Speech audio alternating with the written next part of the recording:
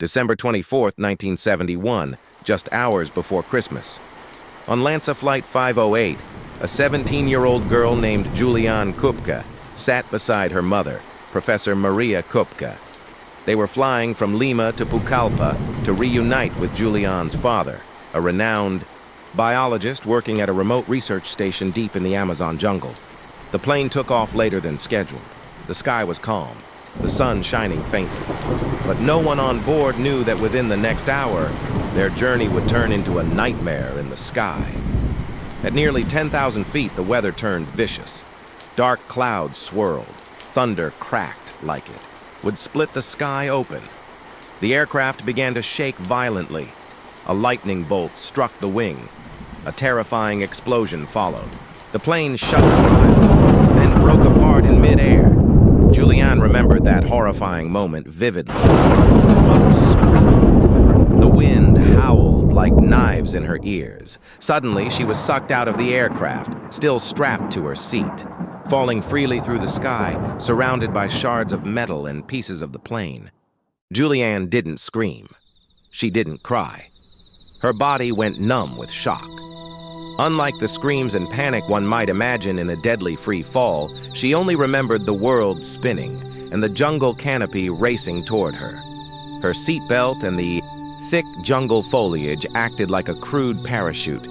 Juliane crashed through layers of trees like a leaf tossed from the sky. Then, darkness. She woke the next morning. Her face was swollen, one eye completely shut. Her ears were ringing from the impact. Her right shoulder throbbed, a broken collarbone. One of her shoes was gone. Her leg was gashed so deeply the muscle was visible. No luggage, no food, no one in sight.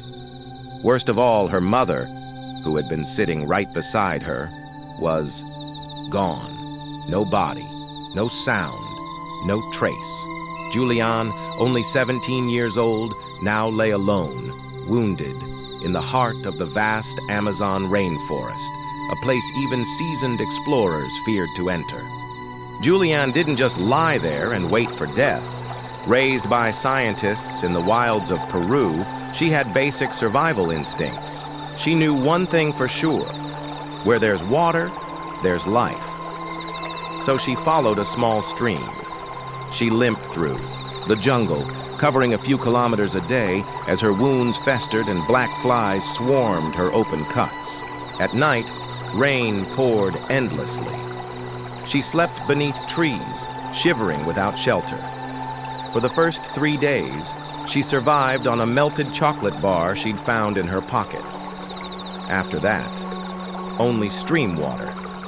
She encountered snakes, fire ants, and clouds of jungle mosquitoes.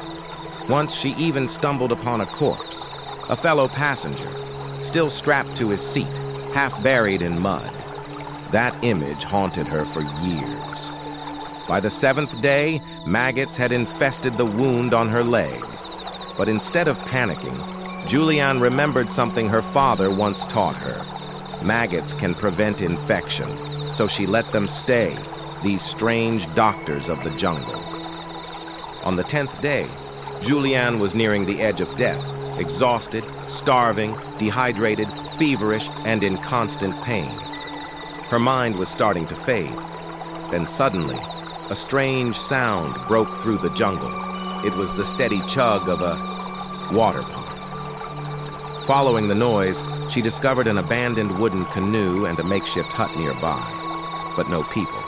With her last strength, she collapsed next to the canoe, unable to even call out.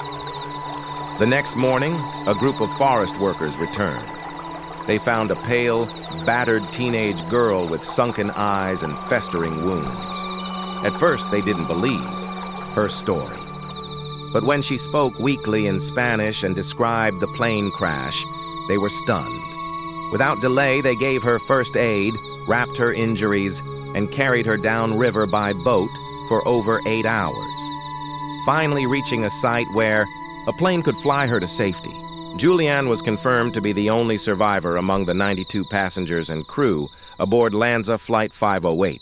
At just 17 years old, she had endured a 3-kilometer fall 11 days in the Amazon jungle, hunger, injury, and total isolation, all with nothing. But sheer resilience and instinct. The world was stunned. Media outlets called her the Miracle Girl. Juliane went on to pursue biology, just like her parents. She returned to Peru years later, not as a victim, but as a scientist, conducting fieldwork in the very forest that had almost claimed her life. Her story became a beacon of inspiration for millions around the globe, a tale of survival, hope, and human spirit. In our darkest moments, light still exists, if we don't let go.